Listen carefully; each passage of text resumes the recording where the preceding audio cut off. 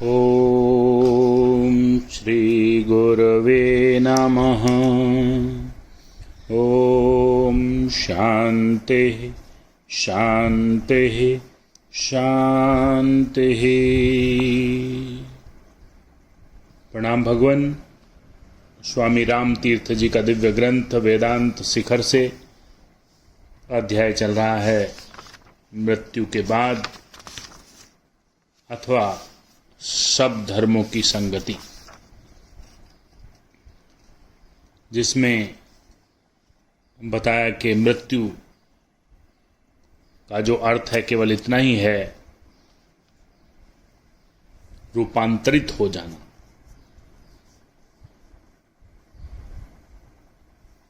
जिसको रसायन विद्या का भी मर्म बताया स्वामी जी ने। अब आगे लेते हैं। अच्छा, जितने दिनों तुम इस दुनिया में जीवित रहते हो, 70 साल 80 साल, तब तक तुम एक दीर्घ अति दीर्घ जागृत अवस्था का उपयोग करते हो। इस दुनिया का जीवन एक दीर्घ चिरकाल तक चलने वाली जागृत अवस्था है। जीवन के बाद यह नाम मात्र की मृत्यु वेदांत के मत से उतनी ही लंबी एक सुदीर्घ निद्रा है। वेदांत के अनुसार मृत्यु एक दीर्घ निद्रा मात्र है। जिस तरह दिन के 24 घंटे में लगभग 3 या 4 घंटे की निद्रा का उपभोग करने के बाद फिर तुम जाग उठते हो, उसी तरह मृत्यु का विश्राम भोगने के बाद तुम्हें फिर इस दुनिया में जन्म लेना पड़ता है। तुम फिर अवतीर्ण होते या जन्म लेते हो। पुनर्जन्म या फिर देह धारण करना ऐसा है जैसे झपकी लेने के बाद हम फिर जाग उठते हैं। वेदांत के अनुसार मर जाने के बाद मनुष्य तुरंत उसी क्षण पूर्व जन्म नहीं लेता। जब बीज पेड़ से गिरता है तो उससे तुरंत नया पेड़ नहीं उगाता, कुछ देर लगती है।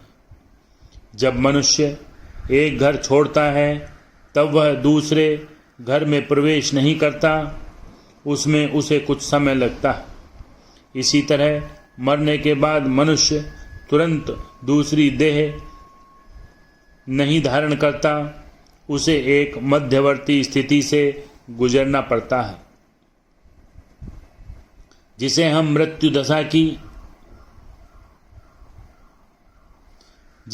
मृत्यु की दशा या दीर्घ निद्रा की दशा कहते हैं।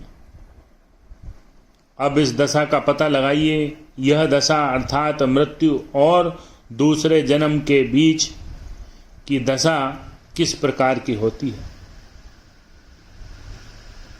यह निद्रा की अवस्था है और इसमें निद्रा के सभी गुण विद्यमान हैं। आप जानते हैं कि जब कोई मनुष्य सो जाता है तब स्वप्न में वह उसी प्रकार की चीजें देखता है जैसे उसने अपनी जागृत अवस्था में देखी होती। यह साधारण नियम है। कभी कभी इसके अपवाद भी देखने में आते हैं, परंतु साधारणतः मनुष्य सपनों में उसी प्रकार की चीजें देखता है जैसी वह अपनी जागृत अवस्था में देखता रहता है। जो लोग विश्वविद्यालयों की परीक्षाओं के लिए पढ़ते हैं वे राम के इस कथन का अनुमोदन करेंगे और कि जब उनकी परीक्षा निकट आती है और वो बड़े यत्न से परीक्षा की तैयारी करते हैं, तब उन्हें अपने सपनों में प्राय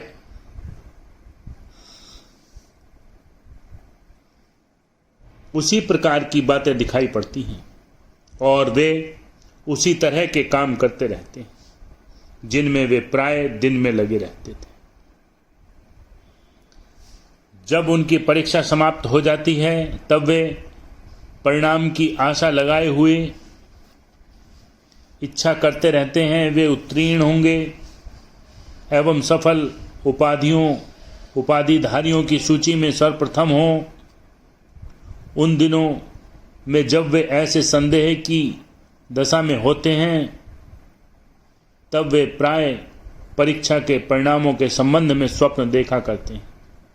जो लोग किसी विषय विशेष या पदार्थ विशेष से प्रेम करते हैं वे रात को अवश्य ही उसके सपने देखते हैं।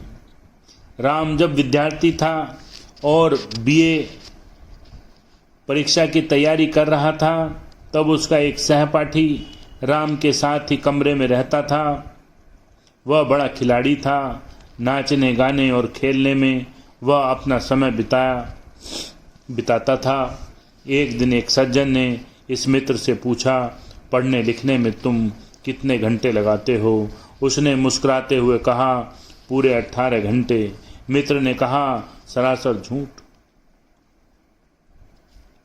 तुम 4 या 5 घंटे तो मेरी उपस्थिति में नष्ट करते हो।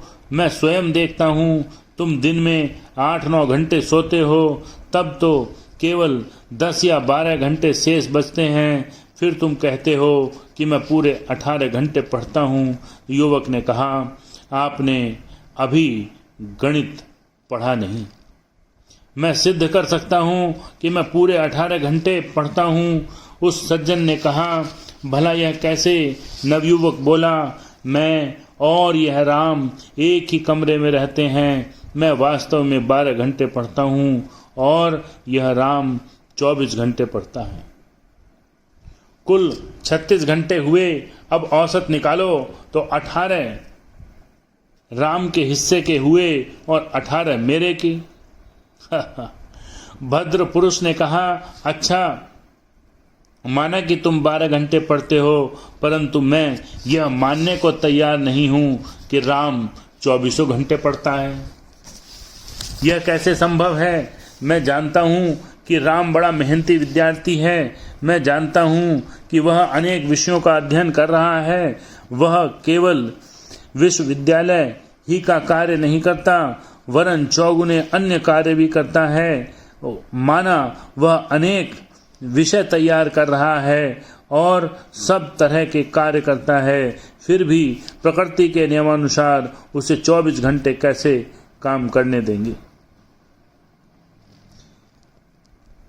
इस सहपाठी ने समझाना शुरू किया। उसने कहा, मैं तुम्हें दिखा सकता हूँ कि जब वह भोजन करता है तब भी वह अपने चित्त को एक क्षण भी विश्राम नहीं लेने देता। मैं तुम्हें दिखा सकता हूँ कि हर समय उसके पास एक कागज रहता है जिस पर वह कोई न कोई वैज्ञानिक समस्या विचार के लिए रहती है। कोई गणित या दर्शन का विषय होता है अथवा कोई पुस्तक या कविता कंठस्थ करने के लिए रहती है। वह चाहे कोई कविता लिखे या दूसरे किसी प्रकार का काम करे, वह एक भी क्षण नष्ट नहीं करता। यहाँ तक कि भोजन के समय भी वह कुछ न कुछ करता रहता है। जब वह कपड़े पहनने कमरे में जाता है तब वहाँ खड़िया से दीवार पर आकृतियाँ खींचता रहता है। जब सोता है तब भी किसी न किसी समस्या को हल करता रहता है। वह सदा उन्हीं विषयों का स्वप्न देखता है जिनमें उसका चित्त दिन में लगा रहता है। इस प्रकार उसके 24 घंटे पढ़ने में बीतते हैं। इससे आगे कर लेंगे भगवान। इस पूरे दृष्टांत से कुछ समझाना चाहते हैं स्वामी जी। ओम शांति शांति शांति।